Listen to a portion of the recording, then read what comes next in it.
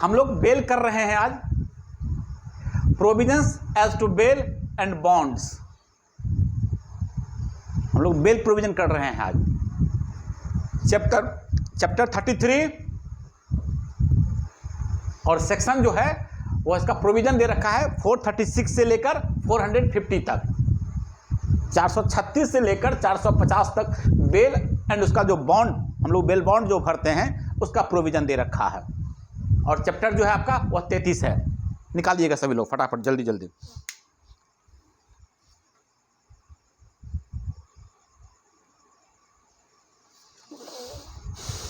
Four 36। अब देखिए, सबसे पहले प्रश्न उठता है कि बेल कहते किसको हैं हम लोग? बेल किसको बोलते हैं? जानते सभी लोग हैं, और आप लोग सभी लोग प्रैक्टिकली इस बात को, मतलब कि कभी न कभी कोर्ट अगर गए होंगे तो देखे होंगे, सुने होंगे, और हम लोग इसका जिक्र भी करते हैं, चर्चा भी करते हैं कि वह आदमी बेल पे छूटा हुआ है। मूवी वगैरह सब में भी देखे हुए हैं आप लोग, नहीं? तो एक्चुअली इसका डिफिनेशन क्या है, ये होता क्या है? तो छोटा मोटा 2-4 बात बताते हैं इसमें। सबसे पहले तो बेल को कहीं डिफाइन नहीं है, एग्जैक्ट ये वर्ड जो है इसको कहीं डिफाइन नहीं है। हमारे पास एक केस है Gurbaksh Singh versus state of Punjab. Gurbaksh Singh versus state of Punjab, ये 1980 का केस है। All India reporter 1980। Gurbaksh Singh versus state of Punjab, supreme court का केस है। पेज नंबर 1632 होगा, हाँ 1632, सुप्रीम कोर्ट 1632, ये साइटेशन है उसका। अब इस केस में सुप्रीम कोर्ट जो डिफाइन किया है बेल को, ठीक है ना? अब देखिए क्या लिखा हुआ है, एज इट इज पढ़ते हैं, जजमेंट को पढ़ते हैं। Supreme Court held that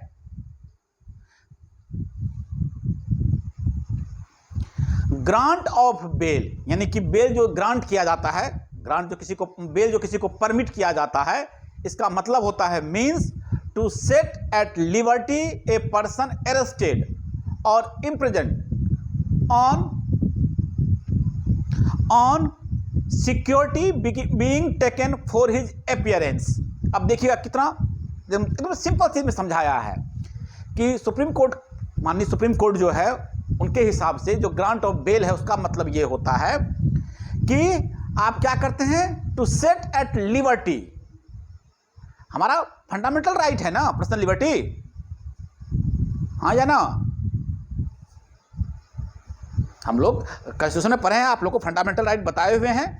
fundamental article 21, right to life and personal liberty, व्यक्तिगत स्वतंत्रता जो है हमारा, वह क्या है, हमारा फंडामेंटल राइट है। और आप सभी लोग जानते हैं कि फंडामेंटल राइट हमारा सबसे ऊपर है, कॉन्स्टिट्यूशन रूल कर रहा है, कॉन्स्टिट्यूशन जो है सभी नियम कायदे से ऊपर है। तो यही कह रहा है कि क्या किया जाता है, हम लोग लिबर्टी तय करते हैं। सुप्रीम कोर्ट कह रहा है कि हम किसी को अगर बेल देते हैं तो उसको क्या देते हैं, उस आदमी को लिबर्टी देते हैं। किसको? जिसको अरेस्ट किए हैं या जिसको क्या इम्प्रिजन्ड किए हैं, जेल में रखे हैं, उसको हम तत्कालिक तौर पे क्या करते हैं, उसको हम लिबर्टी देते हैं कि जाओ तुम बाहर घूमो। तुमको जेल में भी नहीं रखेंगे, जब तुम पर यह साबित हो जाएगा कि तुम अपराधी हो तब तुमको हम जेल देंगे। जब तक साबित नहीं हो जाता है तुम बाहर घूमो। तुम्हारा जो फंडामेंटल राइट है लिबर्टी का, वह तुमको हम दे रहे हैं। ओके, ऑन सिक्योरिटी, इस सिक्योरिटी पे, किस सिक्योरिटी पे बेल दे रहे हैं कि जब तुमको बुलाएंगे तुम अपियर हो जाना। On security being taken for his appearance, तुम्हारी उपस्थिति को, ठीक है ना, सिक्योर करने के बाद हम तुमको लिबर्टी दे रहे हैं। यही हमारा क्या है, बेल है। क्लियर? डेफिनेशन क्लियर है? एकदम सिंपल चीज है, बहुत ज्यादा लोड नहीं लेना है बात का। हम लोग फंडामेंटल राइट पढ़ते हैं कि पर्सनल लिबर्टी है, और इसका क्या प्रिंसिपल है और क्यों हम लोग देते हैं, कोर्ट क्यों ये प्रोविजन रखी है, यह भी बाद में बताएंगे। पर थोड़ा मोड़ा इसका डिफिनेशन सीख लीजिए। यह Gurbaksh Singh versus state of Punjab में, ठीक है ना, माननीय उच्चतम न्यायालय ने कहा। एक और हमारा केस है Motiram versus state of MP. Motiram versus state of MP 1978 का। यह 80 का केस था, यह 78 का केस है, 78 का। Motiram versus state of MP.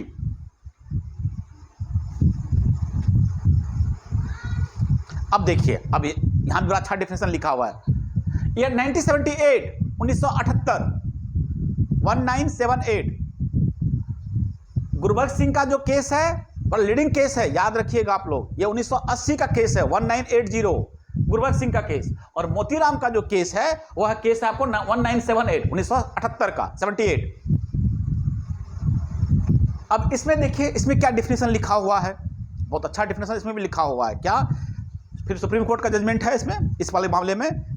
It is a process, यानी क्या है, यह एक प्रक्रिया है। It is a process to set a person free.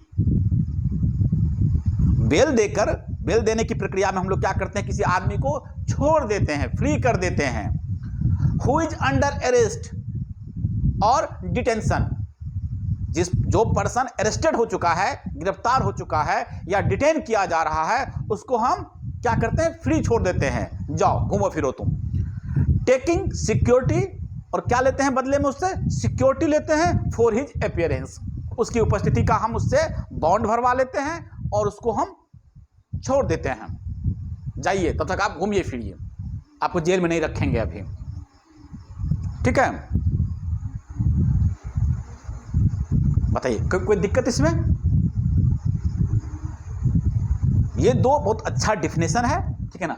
आप लोग को अरेस्ट में पढ़ाए थे हम, अरेस्ट में क्या पढ़ाए थे आपको, कि जब किसी को हम अरेस्ट करते हैं तो क्यों अरेस्ट करते हैं, अरेस्ट करने का कारण क्या है। अगर आप अरेस्ट किसी को नहीं करेंगे, ध्यान से समझिएगा, हम अरेस्ट के साथ इसको टाई अप कर रहे हैं, थोड़ा समझाने की कोशिश कर रहे हैं। अगर आप किसी को अरेस्ट नहीं करेंगे और वो भाग जाएगा एक्यूज, तो फिर आपका ट्रायल जो है वो स्मूथली नहीं हो पाएगा। ट्रायल ले पाएंगे आप? अभी आप ट्रायल पढ़े हैं, जब एक्यूज कटघरे में खड़ा ही नहीं रहेगा तो फिर ट्रायल किसका लीजिएगा आप? नहीं, तो सारा का सारा प्रोसीडिंग्स ही खराब हो जाएगा आपका, नहीं। तो इसीलिए ऐसा अपराधी जिससे यह भय होता है कि वह भाग जाएगा, कानून के नजर से भाग जाएगा, ओझल हो जाएगा, और फिर तब यहां पे क्रिमिनल ट्रायल नहीं हो पाएगा, तो उस पर्सन को हम लोग अरेस्ट कर लेते हैं। जरूरी नहीं कि हर मामले में अरेस्ट ही किया जाए। अगर अरेस्ट करने वाला मामला है तब भी आपको जो है बेल मिल सकता है। तो पहले तो एक बात ध्यान रखिएगा कि इन जनरल जो हम सबको सिखाते भी हैं, और ये आपके बुक में भी है, लॉ भी कहता है कि बेल जो है, ठीक है ना, हर किसी मामले में बेल दिया जा सकता है, चाहे मामला बेलेबल हो चाहे मामला नॉन बेलेबल हो। इसलिए कभी कभी कोई लोग पूछता है कि सर ऐसे कैसे हो गया, उसने तो मर्डर किया था, उसको बेल कैसे मिल गया, ठीक है। तो ये मत सोचिए कि उसने क्या किया है, उसको बेल मिलेगा, ठीक है राहुल। हाँ, उसने क्या अपराध किया है इससे मतलब नहीं है, बेल का कुछ नियम कायदा है, उस नियम कायदे के अंदर आ रहा होगा तो उसको बेल मिलेगा। और बेल क्यों मिलना चाहिए यह भी बताते हैं, यह भी अभी आगे जब सीखिएगा कि बेल क्यों देते हैं, तब इस पर आपको आश्चर्य नहीं होगा कि उस आदमी को बेल मिल गया तो क्यों मिल गया, ठीक। अब ध्यान से समझिएगा आगे, तो फिर आगे आपको क्लियर होता जाएगा। तो ये बेल का डिफिनेशन है। और अरेस्ट क्यों करते हैं वह भी देख लीजिए कि अरेस्ट करना क्यों जरूरी है। हर एक मामले में आपका अरेस्ट जरूरी नहीं है। अगर आप कोर्ट को यह सेटिस्फाई कर देते हैं कि हम अपियर हो जाएंगे, या उस तरह के आप आदमी हैं जिसके छुपने की जगह नहीं हो सकती है, बहुत फेमस आदमी है आप, बहुत बड़े आदमी हैं, तो आपको अरेस्ट करके रखने की कोई जरूरत नहीं, आप भाग के कहाँ जाइएगा। तो आप चलिए ठीक है, जाइए घूमिए, कोई दिक्कत हमको नहीं है। आप पर ट्रायल चल रहा है, प्रोसीडिंग्स कोई दिक्कत नहीं है, आप आइए कोर्ट में, ठीक है ना। हाँ, आप कोर्ट आने से मना कर देंगे, कोर्ट में अपियर नहीं होंगे, तो फिर आपको अरेस्ट किया जाएगा। तो अरेस्ट में ये सब चीज़ें आपको बता चुके हैं। तो हम लोग बेल का ये देख लिए थे, दो अच्छा केस है इसमें, ठीक है ना। अच्छा, इसका अभी ऑब्जेक्ट पे बात भी हम लोग कर रहे थे, इसका उद्देश्य क्या है, ऑब्जेक्ट क्या है, बेल का ऑब्जेक्ट अभी जस्ट उसकी हम लोग बात कर चुके हैं कि हम लोग क्या पढ़ते हैं, हमारा जो कॉन्स्टिट्यूशन है वो सुप्रीम है। और कॉन्स्टिट्यूशन हमको आर्टिकल 21 में ये दे रखा है कि आपको पर्सनल लिबर्टी दिया जाएगा। Personal liberty is one of the most valuable fundamental right given under the constitution. और अरेस्ट जब कर लेते हैं आपको, तो आपका ये फंडामेंटल राइट हम आपसे छीन लेते हैं। ठीक है ना? ठीक, एक तो ये चीजें हो गई, तो आपके फंडामेंटल राइट को छीनने का अधिकार तो हमको है नहीं। और दो तीन चीजें और आप समझिए इसको, एक चीज बड़ा अच्छा समझा देते हैं, समझिए इस चीज को। अच्छा, मान लीजिए आप किसी आदमी को अरेस्ट कर लिए, ठीक है, एक पुलिस किसी को डिटेन कर ली, या उस पर ट्रायल अभी चल रहा है, वो 1 महीने से जेल में है, 1 मंथ से वो जेल में है, 1 महीना ट्रायल चला, और ट्रायल कंप्लीट होने के बाद कोर्ट इस नतीजे पर पहुंचा कि यह एक्यूज नहीं है, यह दोषी नहीं है, तो यह उस आदमी के साथ अन्याय नहीं हो गया? अनफेयर हुआ कि नहीं हुआ? Unjust and unfair.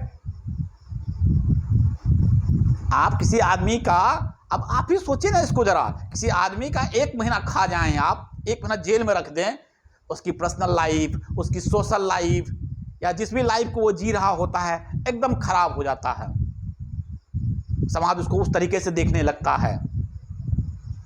उसका अपना जो भी काम कर रहा, कुछ ना कुछ कर रहा होगा, या तो पढ़ाई कर रहा होगा, या बिजनेस कर रहा होगा, या काम कर रहा होगा, उसका परिवार होगा, सब कुछ होगा। आप किसी को 1 मंथ, हम एकदम वर्स्ट केस में बोल रहे हैं कि अगर 1 महीना डिटेन कर लिए तो, या वर्स्ट केस में बोल रहे हैं किसी को 7 दिन डिटेन कर लिए तो, नहीं तो यहां तो बहुत दिन अपराधी ऐसा है जो बहुत दिनों से पड़ा हुआ है, 3 साल 4 साल बाद कोर्ट कहती है कि ये आदमी जो है इनोसेंट था। सुने हैं कि नहीं घटना ये सब आप लोग? हाँ, तो अब सोचिए कि इस तरह का एरर आ सकता है जस्टिस में, ये अन्याय हो गया। आप किसी को, एक तो फंडामेंटल राइट के स्तर पे हुआ ही है कि आप उसका फंडामेंटल राइट हनन कर लिए उसका, और दूसरा आप अगर सोशल दृष्टिकोण से देखें, अगर किसी पर्सनल दृष्टिकोण से देखें, तो उसके साथ अन्याय हुआ, जो आप उसको रिकवर नहीं कर सकते हैं। कुछ भी करके आप उसका 1 महीना लौटा नहीं सकते हैं, आप सॉरी बोलने के सिवा और कुछ नहीं कर सकते हैं। तो ये दिक्कत है। तो इसीलिए जो बेल का प्रोविजन हम लोग करते हैं कि बेल देना है, ये इसके लिए भी बड़ा सटीक बैठता है कि कोई बात नहीं है, आप एक एक्यूज को पकड़ कर लाए हैं, ठीक है, उसने क्या अपराध किया है वो देखेंगे बाद में, लेकिन अगर वह अपराध बेलेबल कैटेगरी में है, यानी कि अगर पुलिस उसको बेल दे सकती है, या एक एज ए मजिस्ट्रेट उसको बेल दे सकता है, तो भाई इसको इमीडिएट बेल दे दो, इससे बॉन्ड भरवा लो कि ठीक है, जब जब डेट लगेगा, जब जब इसको कोर्ट बुलाएगी, जब जब पुलिस इन्वेस्टिगेशन के लिए बुलाएगी, यह एपियर हो जाएगा। इसका 1 भी घंटा इसका बर्बाद मत होने दो, इसको जेल में मत रखो, इसको जो अपना काम है वो करने दो, लेकिन जब हम बुलाएंगे इसको आ जाना है, ये बॉन्ड भरवा लो इससे। यही ना बॉन्ड का, बेल का मतलब है कि उसका जो ना फंडामेंटल राइट हनन हो, और ना उसको किसी तरह का कोई फिर बाद में एरर आए इस तरह का जो भी कहे। तो ये बहुत बड़ा बेसिक प्रिंसिपल है इसका, जो हम लोग इसमें प्रिंसिपल पढ़ते हैं, प्रिंसिपल रिगार्डिंग बेल जो है, ठीक है ना, इसके पीछे क्या उद्देश्य है हमारा, क्या प्रिंसिपल है, यही इसका प्रिंसिपल है। तो जनरली हम लोग एक और हमारा जूरिस्प्रूडेंस का एक प्रिंसिपल है, वो आप लोग सुने भी होंगे मूवी वगैरह सब में, ठीक है ना। 2 कंफ्लिक्टिंग कंसेप्ट पर यह आधारित है आपका बेल का प्रोविजन। सुनिएगा, बड़ा अच्छा चीज है ये बेल का जो प्रोविजन, पूरा का पूरा भी हम लोग पढ़ेंगे। इस पर 2 कंफ्लिक्टिंग जो है वो क्या है, आपका कंसेप्ट है। सबसे पहला, एक तरफ क्या बोलते हैं हम लोग एक तरफ बोलते हैं, ठीक है ना, हमारा क्रिमिनल क्या बोलता है कि accused is presumed to be innocent until proven guilty, यही हमारा जूरिस्प्रूडेंस को कहता है ना। Accused is presumed to be innocent, आप जिसको पकड़ कर लाए हैं, हाँ, आप जिसको पकड़ कर लाए हैं, जिसको आप एक्यूज कह रहे हैं, उसको आप इनोसेंट मानिए।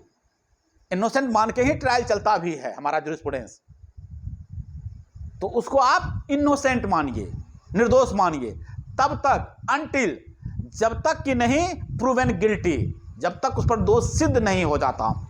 हमारा जूरिस्प्रूडेंस का एकदम बहुत बड़ा कॉन्सेप्ट है। हमारा पूरा क्रिमिनल लॉ इसी चीज पर बेस्ड है। जज हो, वकील हो, कुछ भी हो, आप उसको निर्दोष मानकर चलेंगे। पहले ही दोषी मान लेंगे तो फिर गड़बड़ है। इसी के अगेंस्ट हम लोग मीडिया ट्रायल को भी रखे हुए हैं। मीडिया ट्रायल को बोलते हैं कि यह जो है नहीं, सही नहीं है ये। तो एक तो यह प्रिंसिपल है हमारा।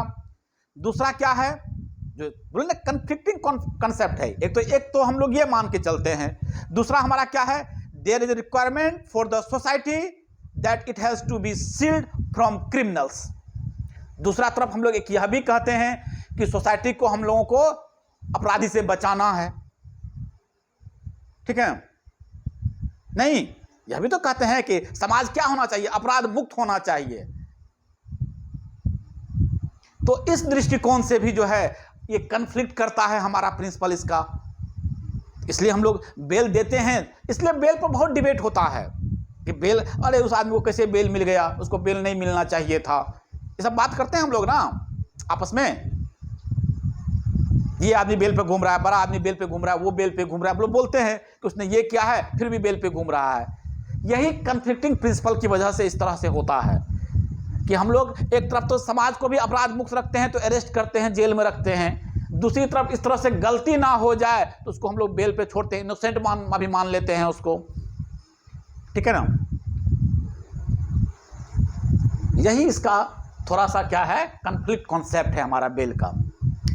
कि एक स्टेट की यह भी ड्यूटी बनती है, the state is duty bound to protect the interest of society at large and save it from criminals. कि आपको क्रिमिनल्स से बचाना भी है सोसाइटी को।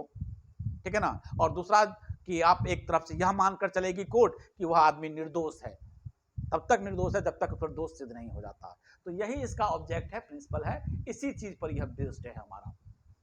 और बेल का तो बता ही दिए हैं कि ये आपकी फंडामेंटल जो हमारा राइट है एक पर्सनल लिबर्टी को, उसके लिए ढाल का काम करता है बेल, उसको बचाने का काम करता है ये हमारा बेल प्रोविजन।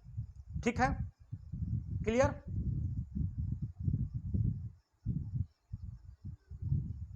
हाँ, अच्छा, हम लोग दो तरह का ऑफेंस पढ़ते हैं जनरली।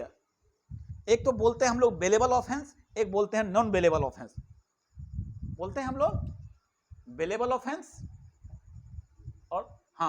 और नॉन बेलेबल ऑफेंस। ये आप लोग सुने होंगे और आप लोग जानते भी हैं इस चीज को। अच्छा, बेलेबल ऑफेंस क्या होता है और नॉन बेलेबल ऑफेंस क्या होता है? तो इसका जो डिफिनेशन पीछे देखेंगे आप, सेक्शन 2 में जो है इसका डिफिनेशन है, 2A में है ना, bailable offence, non bailable offence, इसका डिफिनेशन कहां पे है? 2A में है। हाँ, वेरी गुड। तो अब देखिएगा, वहां देखने से वहां पे सिंपल सा एक बात लिखा हुआ है। क्या? तो लिखा हुआ है क्या कि जो फर्स्ट शेड्यूल में बेलेबल है वह बेलेबल ऑफेंस है। जो फर्स्ट शेड्यूल में, आपके सीआरपीसी के पीछे देखिएगा, बैरक के पीछे, जो सीआरपीसी के फर्स्ट शेड्यूल में नॉन बेलेबल ऑफेंस है वह नॉन बेलेबल ऑफेंस है। यही लिखा हुआ डिफिनेशन में। हाँ, उसकी कैटेगराइज की गई है कि यह अपराध बेलेबल होगा, फिर यह अपराध नॉन बेलेबल होगा, इस तरह से कैटेगराइज कर दिया है। तो कहता है कि जो बेलेबल लिखा गया है वह बेलेबल है, जो नॉन बेलेबल लिखा गया वो नॉन बेलेबल है। ठीक, ये तो हुआ आपके जो बैरक में लिखा हुआ है, जो लैंग्वेज है लॉ की, उसमें लिखा हुआ है। अब इसका एक और मतलब होता है जो हम लोग पढ़ते भी हैं और आप लोग पढ़ेंगे भी आगे। बेलेबल ऑफेंस वह होता है जिसमें बेल जो है वह मैटर ऑफ राइट होता है, वो आपका अधिकार है। ठीक है, बेलेबल, अगर आप अपने को ऐसा अपराध किसी आदमी ने किया है जो कि बेलेबल कैटेगरीज के अंदर आ रहा है, बेलेबल ऑफेंस के अंदर आ रहा है, तो उसको बेल मिलेगा ही मिलेगा। यानी वह मैटर ऑफ राइट है, वह आपका अधिकार है।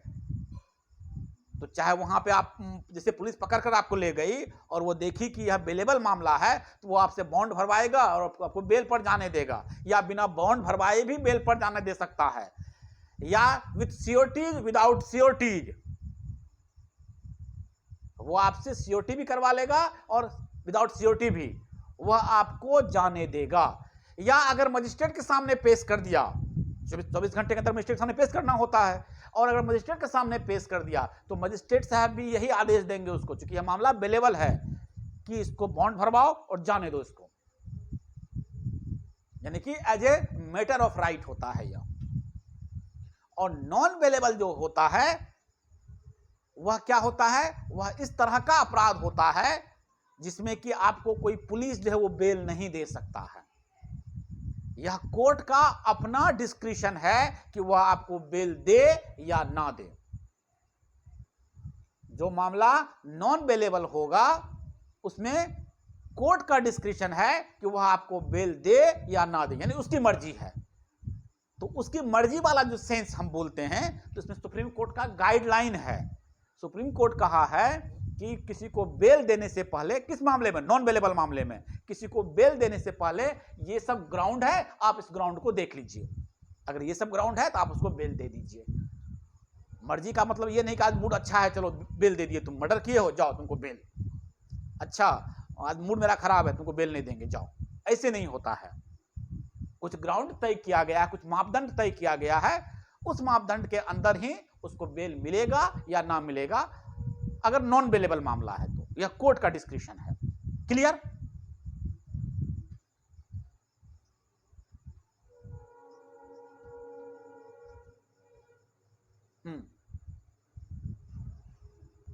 पुलिस भी दे सकती है बेल और मजिस्ट्रेट भी दे सकती है आपको। हाँ थाने से, हाँ बिल्कुल थाने से भी बेल मिल जाता है। हाँ हाँ थाने से भी बेल मिल जाता है। पुलिस, हाँ बॉन्ड भरवाएगा तो किसमें, नॉन बेलेबल में कहां बोले हम, नॉन बेलेबल में कहां बात किए हम, बेलेबल में बात किए ना। नॉन बेलेबल तो बोले कोर्ट का डिस्क्रिशन। कंफ्यूज मत होइए आप लोग, कंफ्यूज मत होइए।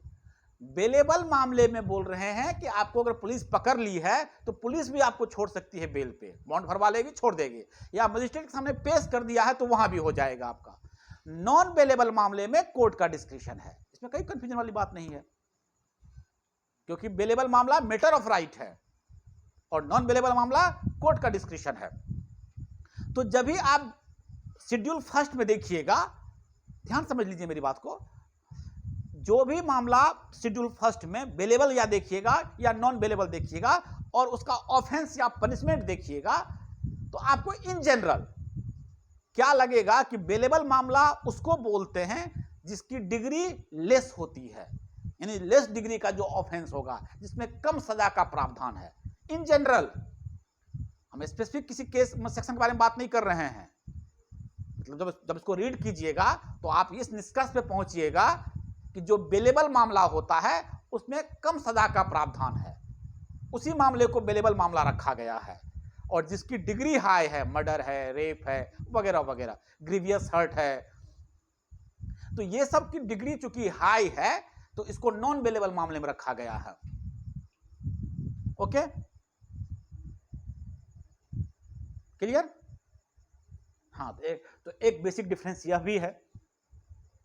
तो आज जो हम लोग बात करने वाले हैं वो बात इस बारे में बात करने वाले हैं कि क्या कहता है कि when bail may be granted as a matter of right, किस किस कंडीशन में, ध्यान समझिएगा मेरी बात को, किस किस कंडीशन में।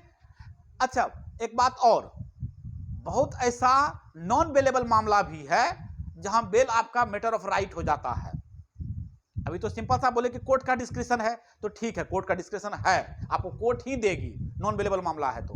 लेकिन कुछ ऐसे सर्कमस्टांसेस हैं कि नॉन बेलेबल मामले में भी क्या होता है, आपका अधिकार बन जाता है। तो कहां कहां बनता है वो हम लोग अब पढ़ने वाले हैं। ये बहुत इंपॉर्टेंट क्वेश्चन है, यही मेंस का क्वेश्चन भी है, ठीक है ना, कि कब बेल जो है आपका मैटर ऑफ राइट बन जाता है, किस किस कंडीशन में बेल जो है वो मैटर ऑफ राइट की तरफ बात करने लगते हैं कि मेरा अधिकार है, हमको बेल मिले, चाहिए ही चाहिए, आप नहीं रोक सकते हमको बेल से।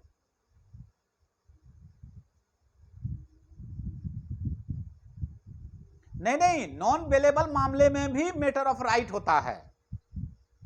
एक तो सिंपल सा बात बताए कि बेलेबल मामले में मैटर ऑफ राइट है ही, ध्यान समझिएगा बात को, कंफ्यूज मत होइए। बेलेबल जो मामला है वो तो आपका अधिकार है ही, उसकी तो बात ही नहीं है। लेकिन कुछ कुछ ऐसे सर्कमस्टांसेस हैं कि मामला नॉन बेलेबल है लेकिन क्या है कि मैटर ऑफ राइट हो गया। एक एग्जांपल देके समझा देते, समझ लीजिए। जैसे कि पुलिस को कहा गया है कि आप 60 दिन या 90 दिन के अंदर जो है चार्जशीट फाइल कर देंगे। ये पढ़ाए हैं आप लोगों को, आपकी इन्वेस्टिगेशन मिलता है ना, तो मामला 90 डेज का मतलब है कि नॉन अवेलेबल मामला रहेगा। हाँ, तो वहां मैटर ऑफ राइट हो गया, फिर नहीं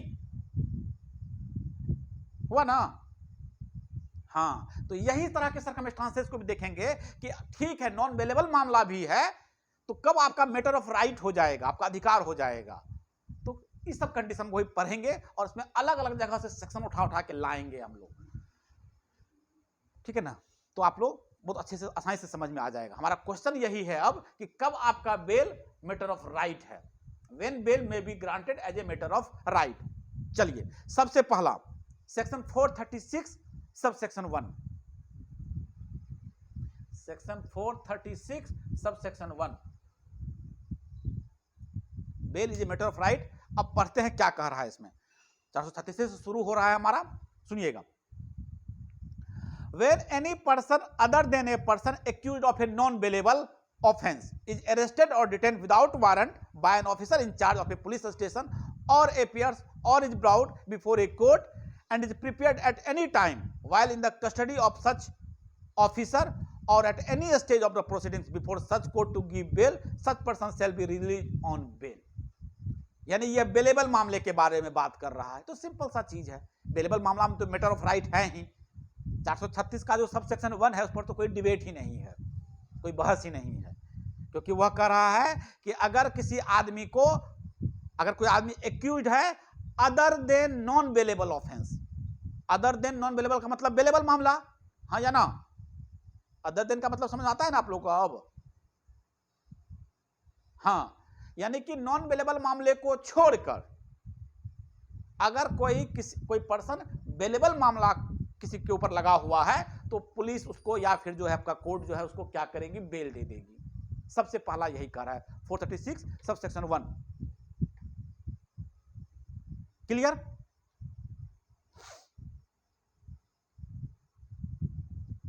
अब आ जाइए इसमें, इसी को आगे पढ़ते हैं।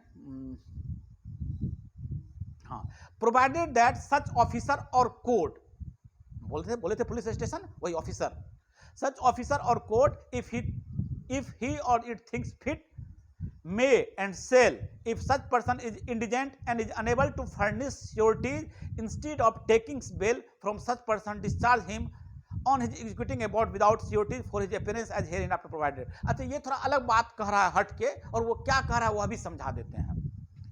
यह कह रहा है कि बेलेबल मामले में बेल आपका राइट है, आपको बेल मिल जाएगा, ये लिखा हुआ है 436 के सब सेक्शन 1 में।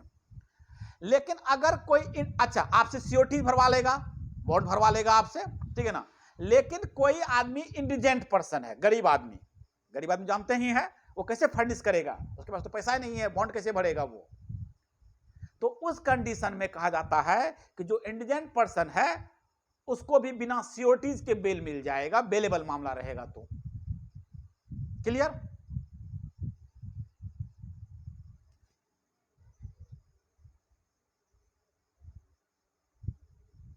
जो भी इंडिजेंट पर्सन का हाँ, तो अब क्रिमिनल मामले में इंडिजेंट पर्सन का क्या डिफिनेशन है वो नीचे लिखा हुआ है, इसी सेक्शन के नीचे लिखा हुआ है। क्या लिखा हुआ है सुन लीजिएगा। इंडिजेंट पर्सन यहां किसको बोलते हैं, कहता है कि एक्सप्लेनेशन में देखिएगा, where a person is unable to give bail within a week of the date of his arrest, it shall be sufficient ground for the officer or the court to presume that he is an indigent person for the purpose of this proviso। एकदम simple सा चीज लिखा है कि अगर कोई आदमी एक सप्ताह के अंदर अगर बेल फर्निश नहीं करवा पाता है, अरेस्ट होने के एक सप्ताह के अंदर, ठीक है ना, अगर बेल फर्निश अपना नहीं करवा पाता है तो कोर्ट यह प्रिज्यूम करती है या पुलिस ऑफिसर यह प्रिज्यूम करता है कि यह आदमी गरीब आदमी है, इंडिजेंट है, दरिद्र है, भाई इसको बेल देके निकालो। क्योंकि जिसके पास पैसा रहेगा वो रहेगा मतलब कि जेल में आनंद, ये लॉजिकल बात है, तो ऐसा कुछ ये नहीं है, संभव है जिसके पास भी, हाँ बॉन्ड अब 10,000 का किसी से मुचलका भरवाएगा मान लीजिए पुलिस, ठीक है ना, तो कोई ऐसा ही आदमी होगा कि 10,000 के बदले 1 सप्ताह जेल में रहेगा? नहीं, वो तो 10,000 मुचलका देके छूट जाएगा भाई। तो इस कंडीशन में ऐसा आदमी को इंडिजेंट मानते हैं जो 1 सप्ताह तक जेल में है, तो माना जाएगा गरीब आदमी है, बेलेबल ऑफेंस किया है, गरीब आदमी है, जाने दो इसको। कोर्ट मतलब तो खर्चा सरकार की भी तो होती है, इसको खिलाना पिलाना, नहीं, तो उसको जाने दो। ठीक, ये आपका सेक्शन 436 कह रहा है, सब सेक्शन 1 कह रहा है। क्लियर? सबसे पहला मेरा जो है इस कंडीशन में बेल मिलेगा। दूसरा कंडीशन सुनिएगा, ये 436A में आ जाइए आप लोग।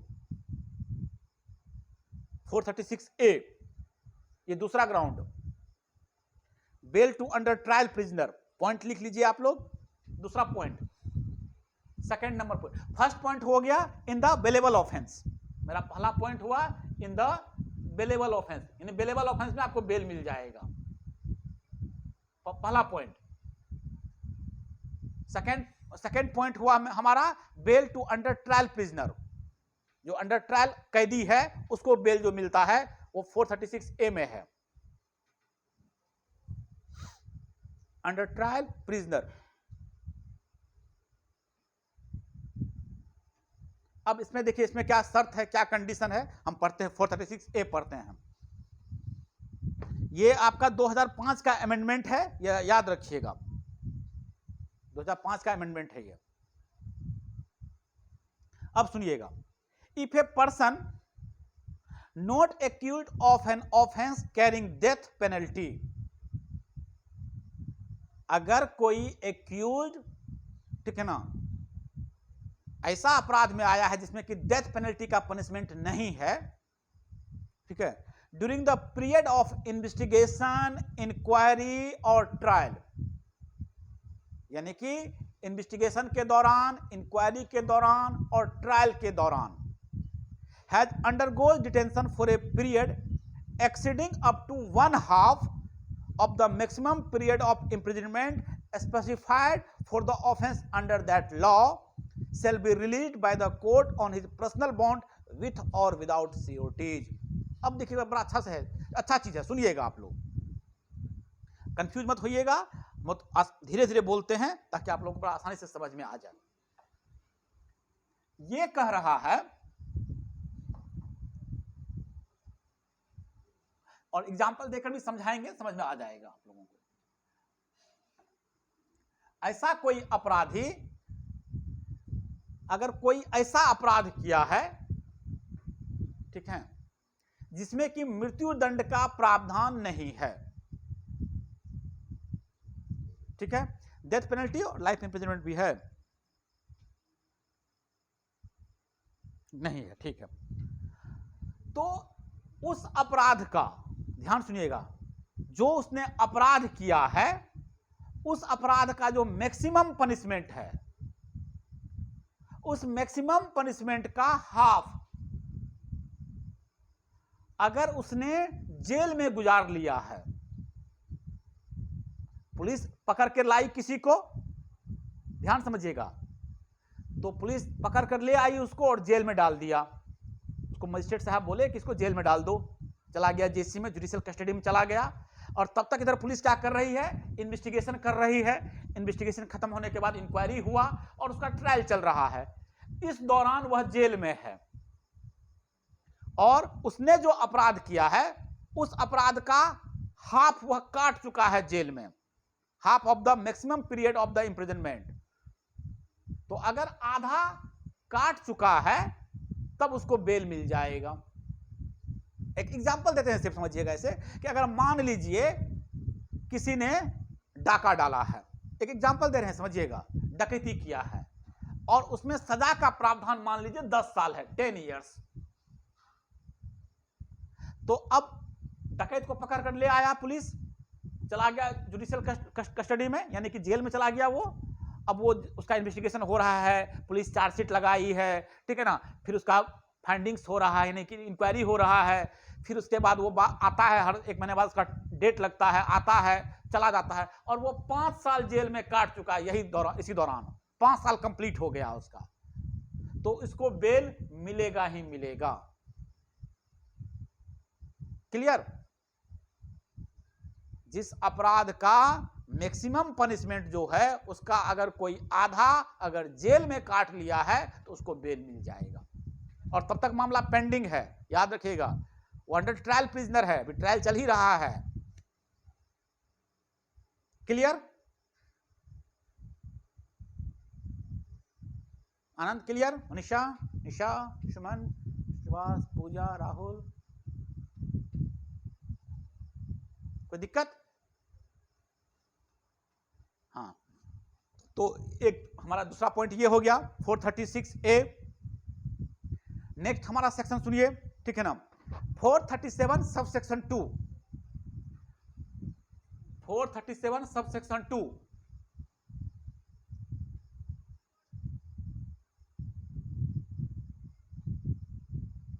ठीक है,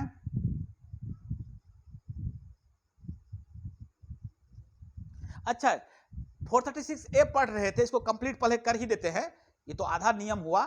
आगे और लिखा हुआ है, द कोर्ट में order continued detention of such person after hearing the PP and for reason to be recorded in writing even longer than half of the said period. In any case, the person shall be not be detained during the period of investigation, inquiry or trial for more than maximum period of imprisonment provided the offense under the law. हाँ, अब देखिए और आगे खत्म कर देते हैं 436A को। एक तो ये नियम हो गया कि अगर वो मैक्सिमम पनिशमेंट का आधा जेल में रह गया है तो उसको क्या मिल जाएगा, उसको बेल मिल जाएगा। लेकिन नॉन बेलेबल ऑफेंस है, तो ध्यान रखिएगा, नॉन बेलेबल ऑफेंस में क्या बोले हैं, कोर्ट का डिस्क्रिप्शन है। कहता है कि कोर्ट उसके बाद भी उसको डिटेन करके रख सकता है, यानी बेल नहीं दे सकता है। अगर पीपी कोई ऐसा ग्राउंड बताए कि जिस ग्राउंड पे लगे कि मजिस्ट्रेट सेटिस्फाई हो जाए कि इसको छोड़ना खतरनाक है, ठीक है ना, तो मजिस्ट्रेट उसको क्या कर सकता है, उसके बेल को रिजेक्ट कर सकता है, यानी उसके बाद भी उसका डिटेंशन कंटिन्यू रह सकता है। लेकिन किसी भी हाल में उसका जो मैक्सिमम पनिशमेंट है उससे ज्यादा नहीं होगा। ये आ गई बात समझ में? ये बात अगर, हाँ सिंपल सा चीज ना है, अगर कोई अगर कोई चोरी किया है,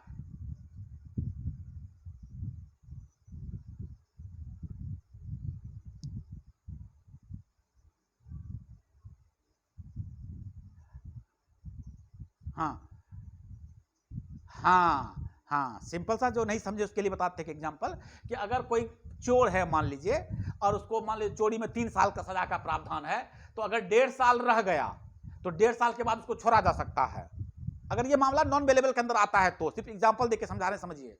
लेकिन किसी भी हाल में 3 साल से ज्यादा नहीं होना चाहिए। भाई सजा तो काट ही लिया है और अभी ट्रायल चला ही रहे हैं आप, अब जाने दीजिए इसको, अब वो अपराधी रहे या ना रहे, 3 साल तो काट ही लिया, ठीक है ना। अब नेक्स्ट आइए 437 सबसेक्शन 2, 437 सबसेक्शन 2। बेल, इसका पॉइंट बना लीजिएगा आप लोग, 437 subsection 2, bail when there is no reasonable ground to proceed further, bail when there is no reasonable ground to proceed further।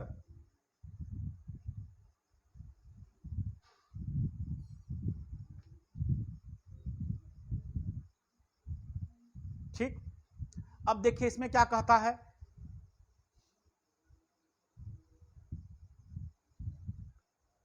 इसमें कहता है सेकंड क्लॉज 2 सबसेक्शन 2 में 437 का, ठीक है, where there the court believes that there is no reasonable ground to believe that the accused has committed a non-bailable offense but further inquiry is needed, then the court shall release such person on bail upon executing a bond। 437 subsection 2 सुनिएगा, पढ़ते हैं, फिर से पढ़ते हैं, सुनिएगा। if it appears to such officer or court at any stage of investigation, inquiry or trial. Investigation के दौरान, इंक्वायरी के दौरान या ट्रायल के दौरान अगर ऑफिसर को, पुलिस ऑफिसर यानी कि इन्वेस्टिगेशन या फिर इंक्वायरी हो रहा है या ट्रायल चल रहा है, किसके सामने? मजिस्ट्रेट के सामने, तो इस दौरान कभी भी ऑफिसर को या कोर्ट को ऐसा लगता है that there is no reasonable ground, कि कोई ठोस कारण नहीं है, कोई कारण नहीं बनता है फॉर बिलीविंग दैट, इस बात के लिए कोई ठोस ग्राउंड नहीं बनता है कि एक्यूज ने कोई नॉन बेलेबल ऑफेंस किया है। बात समझ में आ गया? किसी भी स्टेज पर जाकर कोर्ट को लगता है कि यार इसने जो किया है ना वो बेलेबल मामले में आ रहा है, नॉन बेलेबल मामला नहीं है, ठीक है, लेकिन कुछ ना कुछ तो जरूर किया है, ये नॉन बेलेबल नहीं किया है, इसका मतलब बेलेबल किया है तो कुछ ना कुछ जरूर किया है और इसकी इंक्वायरी होनी चाहिए, यानी इस पर अभी ट्रायल चलना चाहिए, लेकिन ऐसा बहुत बड़ा बात नहीं कर दिया है, कोई बहुत बड़ा अपराध नहीं कर दिया है जो नॉन बेलेबल कैटेगरी के अंदर आ रहा है। तो जिस भी स्टेज पर ऐसा लग गया कोर्ट को, तो कोर्ट अब क्या करेगी? But that there are sufficient ground for further inquiry, और लेकिन इंक्वायरी के लिए जगह बन रहा है, इंक्वायरी किया जा सकता है उसका, इनटू हिज गिल्ट, ओके, तो कोर्ट क्या करेगा? On the execution by him of a bond without surety for his appearance as hereafter provided, उससे बॉन्ड भरवा लेगा और कहेगा ठीक है तुम जाओ, जब जब बुलाएंगे आ जाना, जब जब तुम्हारा डेट लगेगा तुम आ जाओगे। क्लियर?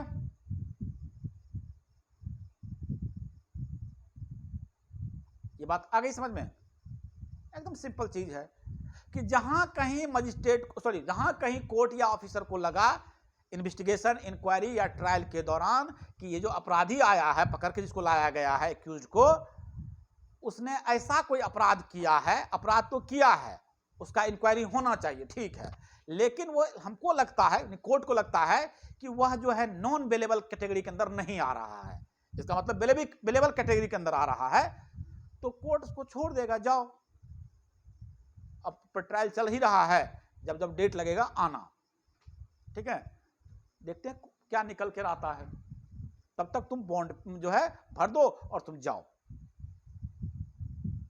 क्लियर? रंजीत, आज रंजीत नहीं कुछ बोल रहा। हाँ, बेल देखो, बेल कंडीशनल भी हो सकता है, बिना कंडीशन का भी हो सकता है, ठीक है ना, कंडीशन लगा दिया तो कंडीशनल हो गया, ठीक है ना, तो वो डिपेंड करता है कोर्ट क्या डायरेक्शन देता है, ठीक है ना, तो अगर उस तरह का अपराध है या उस तरह का अपराधी नेचर का आदमी है तो कंडीशनल बेल होता है, ठीक है ना, कि जाओ तुम बेल पे, ठीक है ना, अब तुम विक्टिम के जो है 100 मीटर के दायरे, 200 मीटर के दायरे में नहीं दिखना चाहिए, जहां पे ये घटना घटी है वहां तुम आसपास नहीं फटकोगे, किसी तरह का तुम जो है, वो आगे पढ़ेंगे ग्राउंड, वो आगे देखेंगे उसको हम लोग। चलिए next, 437 subsection 6, 437 subsection 6,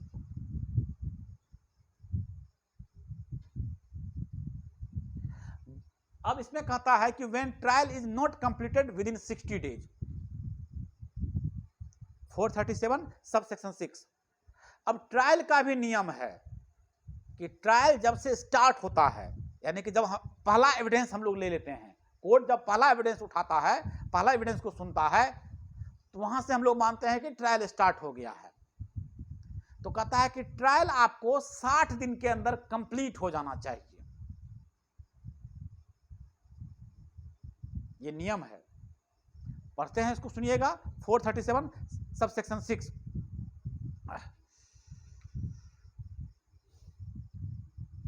If any case triable by magistrate, the trial of a person accused of any non-bailable offense, अब नॉन बेलेबल मामले में पढ़ रहे हैं कि कब कब बेल आपका राइट बन जाता है, ध्यान सुनिएगा, is not concluded within a period of 60 days from the first date fixed for taking evidence, in the case such person shall, if he is the custody during the whole of the said period, be released on bail to the satisfaction of magistrate unless for reason to be recorded in writing the magistrate otherwise directs।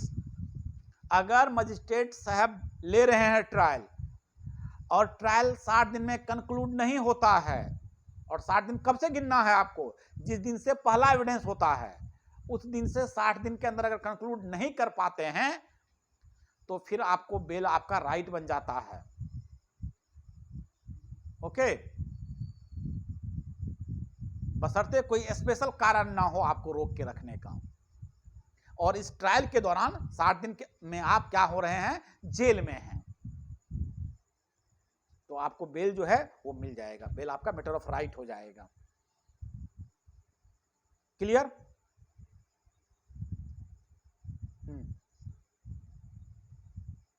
क्यों नहीं complete होता है? हाँ, एकदम complete होता है। हाँ, तो बेल तो मिलता है। हाँ हाँ ठीक है, समझ गए। तो बेल तो मिल ही जाता है, इसलिए लोग चिंता करता है कि अरे उसको मर्डर किया, बेल कैसे मिल गया। ये चिंता का विषय है ना, लोग इसी पर चर्चा करता है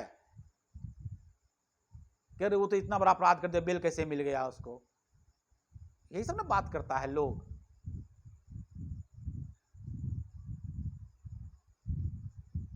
नहीं, हाँ, बेल, हम लोग बेल की बात कर रहे हैं कि आप बेल पे घूमेंगे, ठीक है ना। अगर ट्रायल कंक्लूड नहीं हुआ है विदिन 60 डेज, और मजिस्ट्रेट अगर ट्रायल ले रहा है, सेशन कोर्ट नहीं, मजिस्ट्रेट कोर्ट, यह भी ध्यान रखिएगा। यानी कि मजिस्ट्रेट कोर्ट में कितना पावर है आप लोग जानते ही हैं, और किस किस चीज का ट्रायल ले सकता है यह भी जानते हैं आप लोग। 437 हो गया हमारा, 6 हो गया। यानी कि इसका पॉइंट क्या है कि bail when trial is not completed within 60 days. ठीक, बस ये ध्यान रखिएगा कि मजिस्ट्रेट का है ट्रायल, ये मजिस्ट्रेट साहब ट्रायल ले रहे हैं, और उस दौरान आप एक्यूज है वो कस्टडी में है, और ट्रायल जो है 60 दिन में कंक्लूड नहीं होता है। और किस डेट से? जिस डेट से पहला एविडेंस होता है उस डेट से काउंट करना है 60 दिन। नेक्स्ट आ जाइए 437 सब सेक्शन 7। 437 sub section 7। अब देखिए इसका पॉइंट लिखिए। Bail after conclusion of trial, bail after conclusion of trial.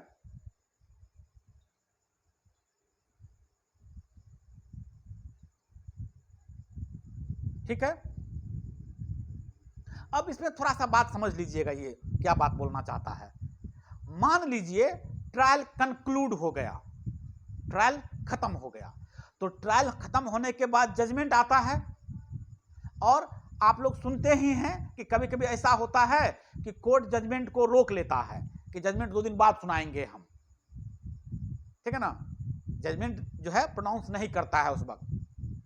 जानते हैं ना चीज कि मान लीजिए आज ट्रायल कंक्लूड हो गया, आज है फ्राइडे, अब उसको बड़ा सा जजमेंट लिखवाना पड़ेगा। अब सैटरडे छुट्टी, संडे छुट्टी, जज साहब 2 दिन छुट्टी पर, मंडे ट्यूसडे जज साहब छुट्टी पर, जी हम वेडनेसडे को आएंगे, हम वेडनेसडे को फैसला सुनाएंगे। ऐसा होता है ना। ठीक, तो अब ये कंडीशन सोचिएगा आप लोग कि ट्रायल तो हो गया कंप्लीट, ट्रायल कंक्लूड हो गया, लेकिन before pronouncement of judgement, judgement से पहले, अच्छा ट्रायल खत्म हो गया, इसका मतलब जो है जज साहब को आइडिया आ गया है अब कि ये आदमी ने क्या किया है।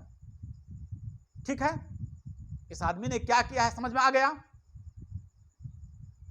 और हम अगर जज साहब को लगता है, यानी कोर्ट को अगर ऐसा लगता है कि इस आदमी ने कोई अपराध नहीं किया है, हम इसको 5 दिन के बाद जो जजमेंट सुनाएंगे उसमें इसको छोड़ेंगे ही। ठीक है, इसको हमको जो जजमेंट में आएगा तो उसमें जजमेंट में यह बात आएगी कि इस आदमी को रिलीज कर दिया जाए। तो जब कोर्ट यह जानता है कि 5 दिन के बाद हम छोड़ेंगे ही, इसने कोई अपराध नहीं किया है, जजमेंट लिखने में टाइम लगेगा हमको, तब तक क्या करेगा, इन 5 दिनों के लिए उसको जेल में तो रख नहीं सकता है, या न्याय हो जाएगा, उसको बेल पे छोड़ देगा। ठीक है, कि तुम 5वें बुधवार को आना, तुम कोर्ट में उस दिन जजमेंट सुनाएंगे, तब तक 5 दिन तो वो बाहर है, 5वां दिन आएगा उसको रिलीज का ऑर्डर मिल जाएगा। ठीक, एक तो ये कंडीशन। दूसरा कंडीशन कि ट्रायल जब खत्म हो गया है तो कोर्ट को लग गया है कि हम जो है मामला बेलेबल है या नॉन बेलेबल है। तो अगर कोर्ट को लग रहा है कि मामला बेलेबल है और इसको सजा होने वाला है 10 दिन का, 15 दिन का, 1 महीना का, 2 भी, लेकिन मामला तो चूंकि बेलेबल है, तो मामला बेलेबल है और फैसला हम जजमेंट देंगे हम कब? 5 दिन बाद देंगे। तो इसको क्योंकि मामला अवेलेबल था उसको क्या करेगा, तब तक बेल पर छोड़ देगा। ये दोनों कंडीशन समझ में आ गया।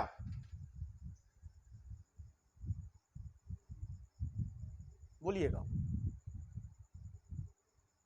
रंजीत, दोनों मामला समझ में आ गया ना कि हाँ कि ट्रायल खत्म, जैसे हाँ ट्रायल खत्म हो गया यानी कोर्ट को पता चल गया कि क्या करना है इसके साथ, इसमें जेल जाएगा कि बाहर छूट जाएगा, रिलीज कर देना है। तो जब रिलीज कर ही देना है, सिर्फ हम जजमेंट नहीं सुना रहे हैं क्योंकि जजमेंट लिखने में टाइम लगता है, और जज साहब हड़बड़ी में हैं, 2 दिन का छुट्टी है, जज साहब छुट्टी पे जा रहे हैं 5 दिन के लिए, अब वहां से आएंगे जजमेंट लिखवाएंगे, तब उस ऑर्डर शीट बनेगा उसका, तब तक तो जेल में रखना अन्याय है, तब तक उसको क्या करेगा, बेल पे छोड़ दिया जाएगा। यही लिखा हुआ है 437 सब सेक्शन 7 में।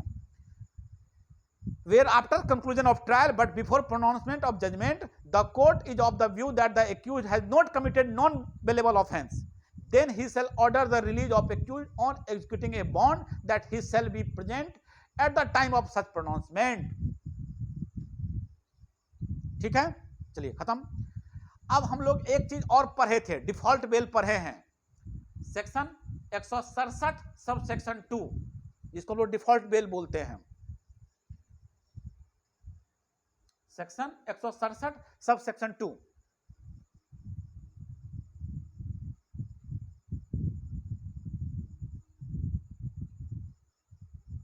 अब देखिए ये क्या कह रहा है, ये कह रहा है कि अगर आपका इन्वेस्टिगेशन यानी अगर पुलिस ऑफिसर जो है 90 दिन के अंदर इन्वेस्टिगेशन कंप्लीट नहीं करता है, किस मामले में, उस मामले में जिसमें कि 10 साल से ज्यादा का सजा का प्रावधान है या मृत्युदंड या लाइफ इंप्रिजनमेंट, अगर इस तरह का मामला है तो पुलिस को हर हाल में 90 दिन के अंदर इन्वेस्टिगेशन कंप्लीट कर लेना है। और दूसरा, अगर दूसरे तरह का कोई क्या, नहीं नहीं नहीं नहीं, इन तीनों मामले में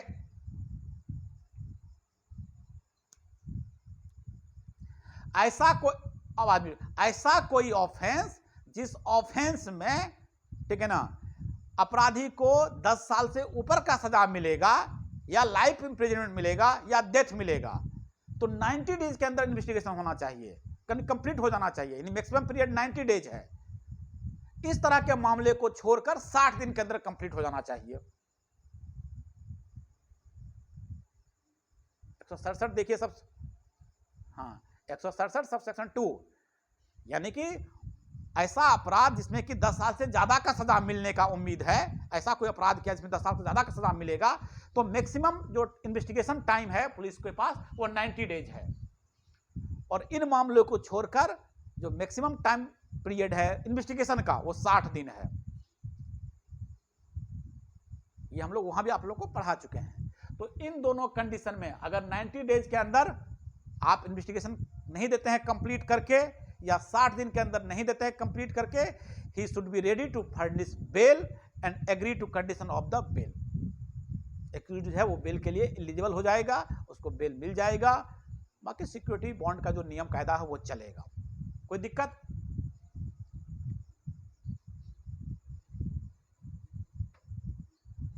क्लियर हो गया? हाँ, लास्ट एक पॉइंट और जो हम लोग पिछले क्लास में डिस्कस भी किए थे कि bail in case of appeal, अगर मामला अपील में चला गया है, ये सेक्शन आपको 389 sub section 3, 389 sub section 3,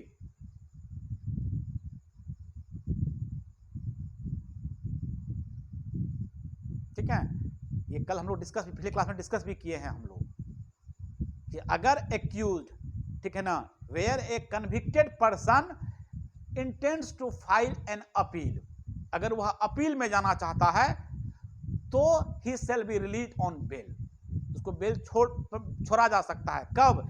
if he is convicted only for 3 years, ठीक है ना, अगर उसको मात्र 3 साल के लिए अगर कन्विक्टेड किया गया है लोअर कोर्ट, मतलब कि लोअर कोर्ट के द्वारा, ठीक है ना, क्योंकि अपील में जा रहा था हायर कोर्ट में जाएगा।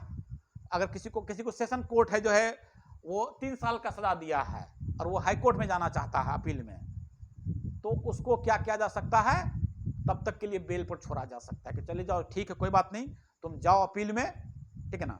अगर वहां सजा बरकरार रह गया तब तो तुमको जेल जाना ही पड़ेगा, नहीं तो फिर देखते हैं वो क्या करता है, हायर कोर्ट क्या करता है, तब तक तुम बेल पर जा सकते हो, ठीक है ना। Where a convicted person intends to file an appeal, he shall be released on bail if he is convicted only for 3 years,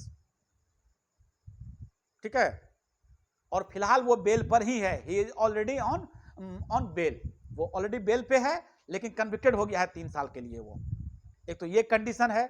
दूसरा कंडीशन है he is convicted for bailable offense and he is on bail, किसी bailable मामले में वह convicted हुआ है और फिलहाल अभी बेल पर है, तो उसको मान लीजिए कि सजा हो गई यहां पे, लेकिन वह अपील में जाना चाहता है, तो अपील में जाना चाहता है तो ये कोर्ट क्या कहेगा, ट्रायल कोर्ट क्या कहेगा उसको कि ठीक है, तुम बेल पर तो हो ही, तुमको बेल अभी ग्रांटेड रहेगा तुम्हारा, तुम चले जाओ हायर कोर्ट में अपील में, देखो वहां क्या होता है।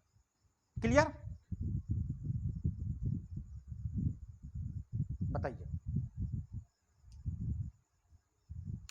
इतना ही सरकमस्टांसेस है कि जब आपका बेल जो है आपके लिए राइट बन जाएगा, बेल आपका अधिकार हो जाएगा, मैटर ऑफ राइट।